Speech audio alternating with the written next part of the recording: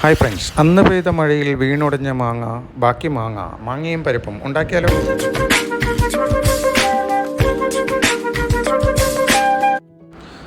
അന്ന് പെയ്ത മഴയിൽ വീണുടഞ്ഞ മാങ്ങകൾ നമ്മൾ 3 വകയായി ഉണ്ടാക്കിക്കഴിഞ്ഞാൽ 4ാമത്തെ വക അടുത്ത വീഡിയോ എന്ന് പറഞ്ഞതായിരുന്നല്ലോ.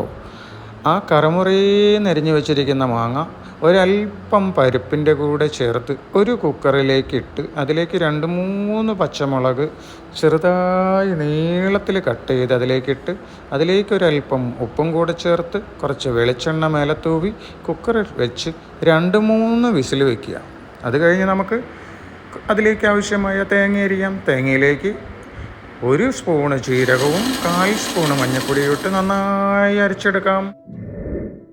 അപ്പോൾ നമ്മുടെ മാങ്ങയും പരിപ്പും ഇവിടെ വെന്ത് വന്നിട്ടുണ്ട്. നമുക്കൊരു പാനിലേക്ക് കുറച്ച് എണ്ണ ആഡ് ചെയ്ത് അതിലേക്ക് കടുകിട്ട് അതിലേക്ക് കുറച്ച് കറിവേപ്പിലയും 2-3 വറമുളക് പൊട്ടിച്ചതും കൂടെ ചേർത്ത് താളിച്ചെടുക്കാം.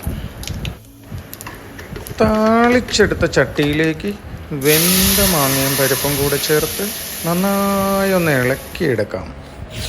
അപ്പോൾ അന്ന് പെയ്ത മഴയിൽ വീണുടഞ്ഞ മാങ്ങകളിൽ 3 വക മാങ്ങ ഉണ്ടാക്കുന്നതാരും കണ്ടിട്ടില്ലെങ്കിൽ വീഡിയോ ഡിസ്ക്രിപ്ഷനിൽ കൊടുക്കാം.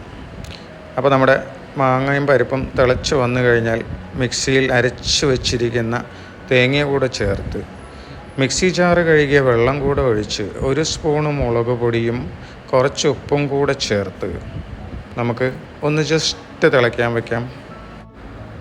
അപ്പോൾ തിളച്ച് വന്ന മാങ്ങയും പരിപ്പും കറി ഇവിടെ ഏകദേശം റെഡിയായിട്ടുണ്ട്. നല്ല ടേസ്റ്റാണ്. നല്ല ടേസ്റ്റ് എന്ന് പറഞ്ഞാൽ ഒരു വറ ചോറുണ്ണാനുള്ള ടേസ്റ്റാണ്. എല്ലാവരും ഒന്ന് ട്രൈ ചെയ്ത് നോക്കൂ. Thank you.